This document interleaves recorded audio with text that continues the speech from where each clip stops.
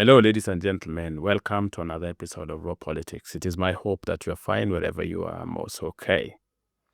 So, Rigathi Gachagua has posted a picture of himself and the MP for Nyali, one Mohammed Ali, aka Jicho Pevu. In this photo, which is done on his Facebook page, he is praising God and thanking God for healing his friend Mohammed Ali. And to some, this is a surprise. But to those who have been watching and observing Mohammed Ali of late are not surprised at all. The question one of you was asking is what happened? When did the rain starting beating Muhammad Ali? Or what is it that happened that brought bad blood between him and William Ruto? Because if you see him comfortable with Rigathi Gachagua, who is doing virtually everything to bring Ruto down, then it means Muhammad Ali has made a decision that he's going to fight William Ruto and is not going to support him for re-election. So what could have happened? To answer this, ladies and gentlemen, I have to take you back to how Muhammad Ali got into politics. And by the way, if you're getting value from our videos, take a second, subscribe to the channel so that you're notified whenever we produce videos of this nature. Also, don't forget to like this particular video. Like I was saying, I have to take you back to how Muhammad Ali began his politics. He was not a politician all through. He was a journalist. In fact, he got his fame. The name Jicho Pevu came from his investigative journalism. He did a lot of unearthing, and he was really good at whatever he was doing. So whether we didn't agree with him in some cases, but he was really good at his work, and this made him very popular among Kenyans. As a very smart fella, he didn't let that opportunity go. In fact, he capitalized on that popularity and ventured into politics. And he began his politics in Nyali. Unfortunately for him, at the same time he wanted to clinch the ODM ticket, Joho's brother was also eyeing the same seat, the Nyali seat. And Joho is very influential in ODM. Those of you who know, is extremely influential in ODM, especially at the coast. And one thing led to the other, and Muhammad Ali did not get the ticket. So he had to vie as an independent.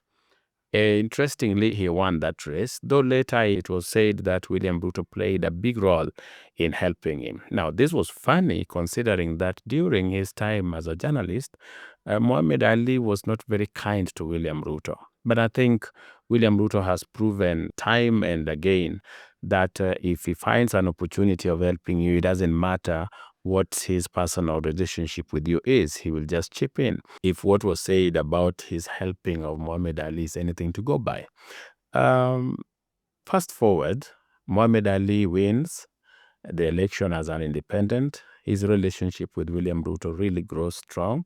Instead of going back to appease the Joes and be a very loyal ODM person, he chose to be with William Ruto, which perhaps is confirming the claims that William Ruto helped him to become an MP as an independent candidate. They became very great friends. Muhammad Ali has fought and defended William Ruto every time. And he is not somebody who minces words. So, and he's a very charismatic young man. So he knows how to talk. He can woo the crowd. He can tell people, and he can stand on his principles. So this guy has been with Ruto all along until the broad-based government happened. In fact, when Rigathi was being impeached, Muhammad Ali voted to impeach him.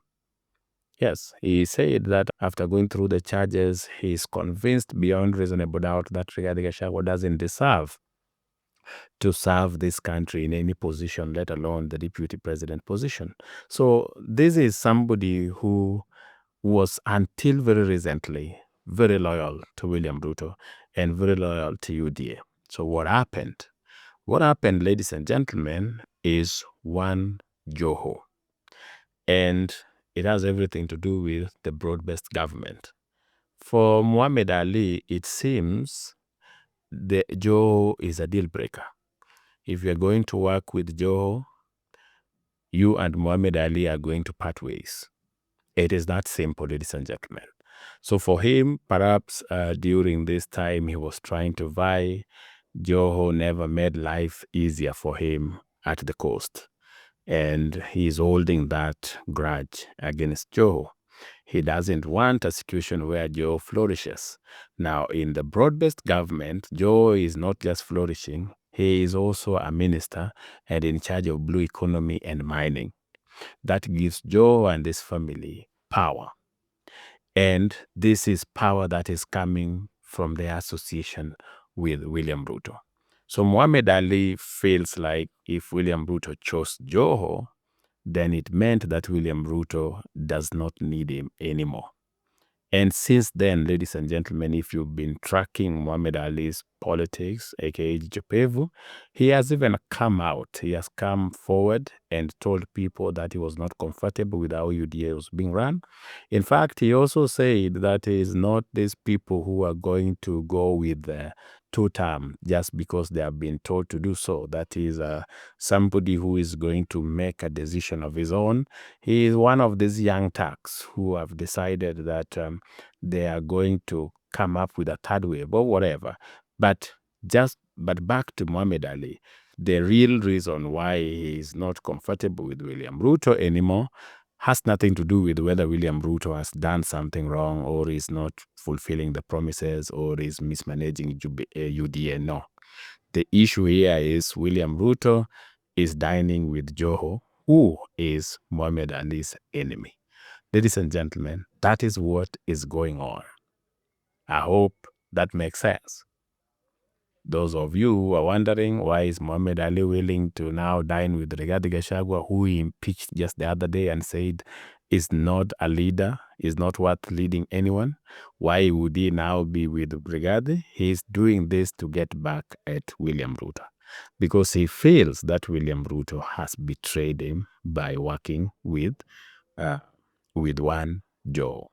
But then, ladies and gentlemen, this is where the young politicians go wrong because we want politics to be black and white when it is not. Politics has a lot of gray areas. Like I've told you here several times, there is the ideal way of handling politics and there's the reality that you have to contend with. The ideal way is that people who have stood with you, like Mohammed Ali through thick and thin, should be valued above all. But then reality is that you need votes. If you have things that you are sure you need to implement as a president, you must be in office.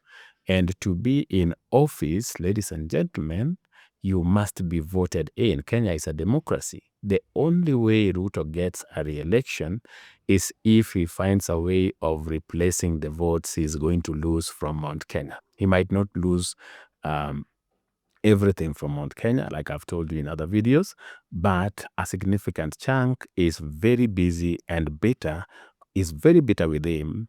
A significant chunk from Mount Kenya is very bitter with William Ruto and are waiting to punish him. And I told you why. It's the same thing that Mohammed Ali is going through.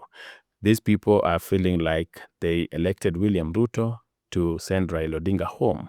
Now, that same William Ruto is working with Raila Odinga. For them, that is betrayal. That must be punished. The same thing for Mohammed Ali. Mohammed Ali felt like Joho had even retired. There was no future for Joe again. William Ruto reviving Joe and making him popular and giving him that audacity in the coast.